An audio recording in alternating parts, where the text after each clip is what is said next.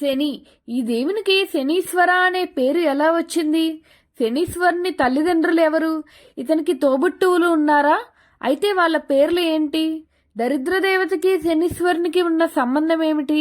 శనిదేవునికి నువ్వుల నూనె ఎందుకు సమర్పించాలి? ఇలాంటి డౌట్స్ అన్ని ఈ వీడియోలో క్లారిటీ ఇచ్చేస్తాను, పూర్తిగా చూసేయండి. శనీశ్వరునికి ఈ పేరు వినగానే చాలా మంది భయపడుతూ ఉంటారు. కానీ మనం భక్తి శ్రద్ధలతో పూజిస్తే ఎంతో సంతోషాన్ని మరియు మన కష్టాల్లో ఉన్న తప్పించుకోవడానికి దారి చూపుతారు. ముందుగా శనిదేవుడు అనగానే అందరికీ గుర్తొచ్చేది నవగ్రహాలు. జ్యోతిష్యం ప్రకారం, జ్యోతిష్య శాస్త్రం ప్రకారం నవగ్రహాల్లో అతి చిన్న గ్రహం శనిగ్రహమే. అందరికంటే నెమ్మదిగా ప్రయాణించేది ఈ గ్రహమే. నేను నవగ్రహాలు ఎన్ని, అవి ఏంటి, ఎలా వచ్చాయి అనేది ఇంకో వీడియో చేస్తాను.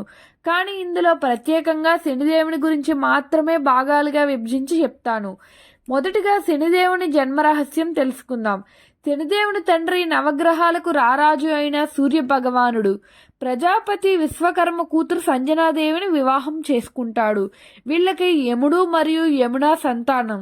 సూర్యుడిని పెళ్లి చేసుకున్నప్పటికీ సూర్య భగవానుడు వేడిని, కాంతిని తట్టుకోలేకపోయేది సంజన. దానికోసం సూర్యుడి ప్రకాశాన్ని ఎలాగైనా తట్టుకోవాలి అని తపస్సు చేయాలనుకుంటుంది. కానీ సంజన సూర్యుడు దానికి ఒప్పుకోడేమో అని ఆలోచించి తన నీడకు ప్రాణం పోస్తుంది. తన పేరే ఛాయ. ఛాయ అంటే నీడ. అలా ఛాయను అక్కడ పెట్టి సంజనాదేవి అడవికి వెళ్తుంది. సూర్యభగవానుడు ఎటువంటి సందేహం రాదు ఛాయ మీద, ఎందుకంటే అచ్చం అలానే ఉంటుంది కాబట్టి. కానీ కొన్నాళ్ళకి ఛాయాదేవి గర్భం దాల్చుతుంది. సూర్యుడికి ఛాయకి పుట్టినవాడే శనిదేవుడు. ఛాయాదేవి కడుపుతో ఉన్నప్పుడు శివుడికి ఘోరమైన తపస్సు చేస్తుంది. దాని వలన శనికి ఎప్పుడూ శివుడి అనుగ్రహం ఉంటుంది. అందుకే ప్రతి శివాలయంలోనూ శనిదేవుని ఆలయం ఉంటుంది నవగ్రహాల రూపంలో. శని చాలా శక్తివంతుడు. శనిదేవుడు నల్లగా పుట్టడానికి గల కారణం ఏంటంటే ఛాయ. ఛాయ అంటే నీడ. నీడ నల్లగా ఉంటుంది. దాని కారణంగానే శనిదేవుడు నలుపు రంగులో జన్మిస్తాడు. దానితో సూర్యుడు ఇతడు నా బిడ్డ కాదు, ఇంత నల్లగా ఉన్నాడేంటి అని ఛాయను అనుమానిస్తాడు. అలా తల్లిని అనుమానించడం చూసిన శని తన తండ్రి వెలుగు, కాంతి ఆగిపోవాలని శపిస్తాడు. అప్పుడు సూర్యుడు తన తప్పు తెలుసుకొని శివుడిని వేడుకుంటాడు. దానితో శివుడు శనికి చెప్పడంతో శని శాపాన్ని వెనక్కి తీసుకుంటాడు. అదే సూర్యుడైన తండ్రి మీద కోపంతో శనిదేవుడు శివుడికి ఘోరమైన తపస్సు చేసి ఎన్నో వరాలను పొందుతాడు. ఇక్కడ శనీశ్వరుని భార్య గురించి తెలుసుకుందాం. శనీశ్వరుని భార్య ఎవరో కాదు, మనం సాక్షాత్తు లక్ష్మీ స్వరూపంగా పూజించే లక్ష్మీదేవి యొక్క సోదరి జ్యేష్ఠాదేవి. ఆమెనే శనీశ్వరుని భార్య. ఈమెను దరిద్ర దేవత అని కూడా అంటారు. ఇంకా కొందరైతే శనికి నీలిమ అనగా నీలాదేవి మరియు మండ అనగా దామిని భార్యలుగా, శనీశ్వరుని భార్యలుగా కొన్ని పురాణాలైతే చెప్తున్నాయి. శనిని తిడితే దేవతలందరినీ తిట్టినట్టే సమానమని అంటారు. ఆయనని పూజిస్తే సకల దేవతలను పూజించినట్టే అంటారు.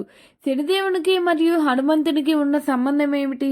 వీళ్ళ మధ్య జరిగిన సంబంధం ఏమిటో తెలుసుకుందాం. ఒకరోజు శనిదేవుడు తన శక్తి, ధైర్యాన్ని చూసుకొని పకపకా నవ్వుతూ ఉంటాడు, గర్వపడుతూ ఉంటాడు. అది చూసిన నారదుడు, నువ్వు హనుమంతుడితో పోటీపడి గెలిచినప్పుడే నీ శక్తి బలాన్ని అంగీకరిస్తాను అని నారదుడు అంటాడు.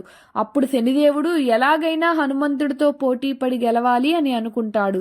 ఆ సమయంలో హనుమంతుడు కిష్కింద వనంలో కళ్ళు మూసుకొని తపస్సు చేస్తూ శ్రీరాముడు భక్తిలో మునిగిపోయాడు. హనుమంతుడి దగ్గరికి వెళ్లి శనిదేవుడు తనతో పోరాడి గెలవమని సవాలు చేస్తాడు. కానీ హనుమంతుడు దానికి అంగీకరించడు. కానీ శనీశ్వరుడు తనతో పోటీ పడాల్సిందే అని పోటీ పడతాడు. అప్పుడు హనుమంతుడు తన తోకతో శనీశ్వరుని చుట్టి విడిపించుకోమంటాడు. శని ఎంత ప్రయత్నించినా విడిపించుకోవాలని చూసినా ప్రతిసారి హనుమంతుడు పట్టు బిగించాడు. అప్పుడు శనిదేవుని ఊపిరి ఆడలేదు. దానితో శనీశ్వరుని గర్వం పోయి తనని విడిచిపెట్టమని హనుమంతుడి చేతిలో ఘోరంగా ఓడిపోవడమే కాకుండా హనుమంతుడు తన తోకతో చుట్టడం వల్ల శరీరమంతటా గాయాలతో కమిలిపోతాయి. ఒళ్లంతా గాయాలు అవ్వడంతో హనుమంతుడు నువ్వుల నూనె తీసుకుని శనీశ్వరుని గాయాలపై అద్దుతాడు. దానితో శనిదేవుడికి నొప్పి తగ్గుతుంది. ఎవరైనా శనిదేవునికి భక్తితో నువ్వుల నూనె సమర్పిస్తారో వారికి కష్టాలు బాధల నుండి విముక్తి చేస్తానని అంటాడు. హనుమంతుడు భక్తుల్ని వేధించనని కూడా హనుమంతుడికి చెప్పి శనిదేవుడు అక్కడి నుండి వెళ్ళిపోతాడు. కాబట్టి శనిదేవుడు అంటే భయపడవసరం లేదు. భక్తి శ్రద్ధలతో నిష్టగా పూజిస్తే ఆయన్ను మనం ఏదనుకుంటే అది చేస్తాడు అని గట్టిగా నమ్ముకోవాలి. ఇలాంటి కంటెంట్ కోసం మన ఛానల్ని సబ్స్క్రైబ్ చేసుకొని లైక్ చేయండి. Thank you for watching.